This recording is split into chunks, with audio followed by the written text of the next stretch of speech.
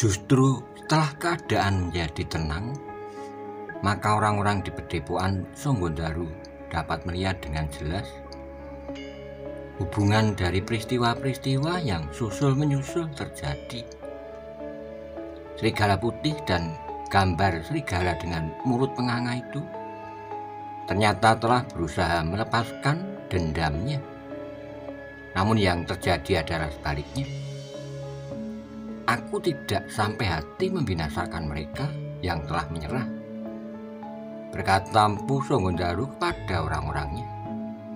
Meskipun aku sadar bahwa mungkin sekali pada suatu saat dendam itu menyala kembali di dalam hati mereka. Meskipun mereka mengatakan bahwa mereka tidak akan mempergunakan senjatanya lagi selain untuk membela diri. Pada suatu saat mereka akan merasa kuat lagi, berkata salah seorang cantriknya. Jika demikian maka mereka akan datang dan mencoba untuk menebus kekalahannya. Tetapi sudah tentu tidak dalam waktu yang dekat, jawab Mpu Sanggondaru. Kecuali jika mereka mendapatkan bantuan dari pihak lain atau pihak yang sengaja ingin mendapatkan keuntungan dari benturan itu. Mpu Sanggondaru mengangguk-angguk katanya. Karena itu jangan pernah menjadi lengah, kapanpun juga. Setiap saat kita akan dapat menjadi sasaran dendam. Para cantrik dari Padepokan itu pun menyadari bahwa dendam itu memang setiap saat dapat membakar padepokannya. Sehingga karena itu maka mereka pun tidak meninggalkan kewaspadaan. Dalam pada itu maka orang-orang serigala putih itu pun ternyata telah selamat sampai ke padepokan mereka. Meskipun demikian, ternyata kedatangan mereka dengan membawa mayat kedua orang kawannya.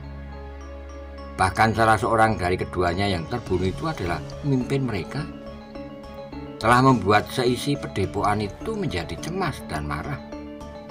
Tapi mereka tidak dapat berbuat apapun juga setelah kawan-kawan mereka yang mengalami pertempuran yang dahsyat itu menceritakan betapa lawan mereka memiliki ilmu yang tinggi.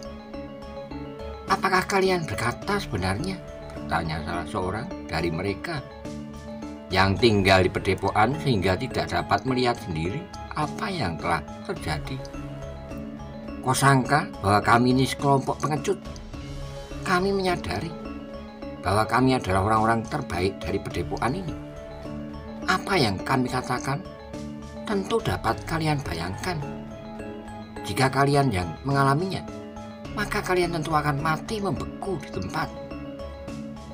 Tidak ada yang menjawab, tetapi dari wajah-wajah mereka nampak keheranan dan bahkan kurang mengerti apa yang sebenarnya terjadi, bahwa pemimpin mereka yang mereka kagumi itu telah terbunuh. Kita harus merahasiakannya. Jauh dapat kita lakukan, berkata seorang yang tertua di antara mereka.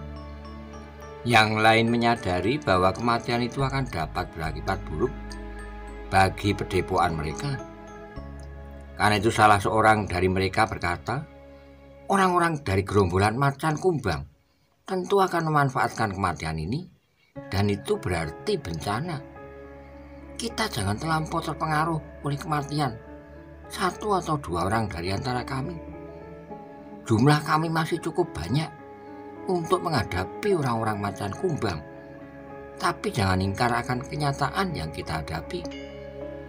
Jika kita salah menilai diri sendiri, maka akibatnya akan sangat pahit. Kematian memimpin kita merupakan kelemahan yang tidak akan dapat kita tutup-tutupi lagi jika kita benar-benar telah berhadapan dengan orang-orang Macan Kumbang. Pemimpin gerombolan Macan Kumbang yang juga menyebut dirinya bernama Macan Kumbang itu merupakan orang yang sangat berbahaya. Hanya pemimpin kita sajalah yang akan dapat menghadapinya. Kita hadapi dengan sebuah kelompok kecil yang terdiri dari 3 atau 4 orang pilihan. Kau sangka ia datang seorang diri? Tentu mereka pun akan dapat menyingkirkan yang 3 atau 4 orang itu. dengan 3 atau 4 orang dari lingkungan mereka. Yang lain mengangguk-anggukkan kepala mereka. Baiklah, berkata orang tertua, kita tetap melihat kenyataan itu, tapi kita jangan mati ketakutan. Mungkin jika terjadi benturan, kita akan tumpas, tapi tentu lebih separuh dari mereka pun akan terbunuh. Kawan-kawannya memandanginya dengan tajam. Namun kemudian salah seorang dari mereka bergumam, kau benar, kita adalah laki-laki yang telah berani menamakan diri Serigala Putih. Dengan rahasia orang-orang Serigala Putih itu menguburkan pemimpin mereka yang terbunuh itu agar gerombolan mereka kemudian tidak menjadi liar. Maka mereka telah memilih orang tertua di antara mereka, bukan saja umurnya tetapi juga ilmunya untuk memimpin mereka. Aku bersedia saja, tapi kalian harus patuh, meskipun tidak seperti terhadap pemimpin kita yang sudah terbunuh, berkata orang tertua itu. Selanjutnya kalian harus berusaha sejak sekarang untuk meningkatkan ilmu, jauh lebih tekun dari waktu yang sudah-sudah. Kehilangan yang kita alami akan kita tebus dengan meningkatnya kemampuan kita seorang-seorang. Dengan demikian maka kita tidak akan menjadi terlalu lemah, seperti seekor kijang di hutan belantara yang dihuni oleh harimau dan serigala liar. Kawan-kawannya mengangguk-angguk. Salah seorang menyaut, kami akan melakukannya dengan sepenuh hati. Kami akan melatih diri sejauh dapat kami lakukan, karena kami yakin bahwa orang-orang macan kumbang itu tentu akan datang lambat atau cepat. Orang tertua itu mengangguk-angguk. Ia sama sekali tidak menunjukkan kecemasan yang sebenarnya tetap mencekam hatinya, karena ia tidak dapat menyembunyikan pengakuan bahwa tidak akan ada kekuatan yang dapat mencegah orang-orang dari macan kumbang dengan pemimpinnya yang ditakuti untuk menghancurkan orang-orang Serigala Putih yang seolah-olah telah kehilangan taring itu. Pemimpin kami pun masih harus mempertimbangkan berulang kali jika terpaksa harus berperang tanding dengan pemimpin macan kumbang yang garang itu. Apalagi tanpa orang yang kita anggap sebagai pelindung itu, kita tentu akan dengan mudah dapat dihancurkannya. Tapi seperti yang dikatakannya, orang-orang Serigala Putih itu dengan tekun melatih diri, seorang-seorang tanpa mengenal lelah, dengan cara yang paling kasar sekalipun. Bahkan mereka seolah-olah telah benar-benar menjadi liar dan buas, seperti sekelompok serigala yang kelaparan. Mereka memenuhi semua keinginan yang tumbuh di dalam hati untuk menyatakan diri dalam kebulatan tekad, karena keinginan yang belum terpenuhi pada hakikatnya akan dapat menjadi penghambat semua usaha dan pemusatan pikiran dan kehendak. Dengan demikian orang-orang dari Serigala Putih itu sama sekali tidak mempertimbangkan cara-cara pemenuhan keinginannya, meskipun cara itu oleh kebanyakan orang dianggap melanggar segi-segi peradaban sekalipun. Namun demikian rasa-rasanya perkembangan ilmu mereka itu maju dengan lambatnya. Apalagi sudah tidak ada lagi dan antara mereka yang dapat membimbing dan memberi petunjuk-petunjuk yang berarti. Beberapa orang yang sudah mendapat kepercayaan untuk menularkan ilmunya pada para pengikut yang lebih muda dalam usia dan ilmunya hanya mampu mendorong mereka itu untuk maju selangkah demi selangkah yang pendek dan lemban. Meskipun demikian mereka berjalan terus, maju dengan lambat adalah jauh lebih baik daripada tidak bergerak sama sekali. Namun demikian mereka mencapai kemampuan yang mereka harapkan. Ternyata yang mereka cemaskan itu telah datang. Dengan hati yang kecut, seorang pengikut gerombolan Serigala Putih telah bertemu dengan 3 orang yang tidak mereka kenal, yang agaknya dengan sengaja telah menjumpainya. Dengan sengaja ketiga orang itu berdiri berjajar di tengah jalan, memasuki padepokan gerombolan Serigala Putih. "Kau siapa?" bertanya seorang serigala putih. Ketiga orang itu tertawa, katanya, "Kau terlampau berani keluar seorang diri dari padepokanmu. Dari mana kau sebenarnya?" "Aku baru saja ke Pategalan." Ketiga orang itu saling berpandangan sejenak, lalu yang seorang berkata, "Kita bunuh saja tikus ini." Yang tertua di antara ketiga orang itu menggeleng, "Jangan, ia harus dapat kita jadikan alat untuk menyampaikan kepada kawan-kawannya bahwa saat ajal mereka telah tiba, mereka akan pergi mengungsi, dan kita akan bertepuk sambil bersorak-sorak. Perguruan serigala putih yang terkenal ternyata hanya berisi serigala betina yang ketakutan melihat taring seekor macan kumbang." "Kok dari macan kumbang?" tiba-tiba saja orang dari serigala putih itu bertanya. Tiga orang itu tertawa bersamaan. Salah seorang menjawab, "Seharusnya kau sudah mengetahuinya bahwa aku adalah orang-orang macan kumbang. Meskipun di antara kami jarang sekali yang membuat ciri-ciri gambar seperti di pergelangan tangan orang serigala putih, atau di lengannya, di kakinya, bahkan di perutnya." Tiga orang macan kumbang itu tertawa. Yang seorang pun kemudian berkata, "Apakah kau kira kami tidak mengetahui bahwa pimpinanmu sudah mati?" Orang serigala putih itu terkejut. "Jangan terkejut, betapapun kau mencoba merahasiakannya, tapi kamu sudah mengetahuinya. Meskipun kami belum berhasil mendapat keterangan siapakah yang telah membunuh pemimpinmu itu." "Kau bermimpi," sahut orang serigala putih. "Pemimpin kami tidak akan dapat mati sampai saatnya matahari itu merunduk sampai ke ujung tanah Singosari. Apakah kau sedang mengigo orang macan kelaparan?" Tiga orang itu terdiam sejenak, namun salah seorang berkata, "Kata-katamu tidak meyakinkan. Besok atau lusa kami pun akan segera mengetahui siapakah yang telah membunuhnya. Mungkin sekelompok prajurit Singosari, tetapi mungkin orang yang namanya lamat-lamat pernah kami dengar. Maisa Bungalan dan Inggodadi, pembunuh orang-orang berilmu hitam. Nah, apakah kau menyadari bahwa ilmumu dan ilmuku itu bersama-sama mengambil sumber dari ilmu hitam? Persetan dengan orang yang bernama Maisa Bungalan dan Inggodadi. Ternyata seorang pun dari antara kami belum ada yang menjadi korbannya. Namun tiba-tiba langsung pemimpinmu. Tidak, ia tidak mati karena Maisa Bungalan atau Inggodadi. Jadi siapa? Angan-angan yang gila. Sudah aku katakan bahwa pemimpin dan guruku tidak akan dapat mati sampai akhir zaman. Kau ingat? Sampai akhir zaman. Dan kau akan mati lebih dahulu daripadanya." Orang-orang dari gerombolan macan kumbang itu tertawa terbahak-bahak. Salah seorang dari mereka berkata di antara suara tertawanya, "Kau sudah gila. Kematian pimpinmu membuat orang-orangnya menjadi gila seperti engkau. Apakah kau benar menganggap bahwa gurumu belum mati?"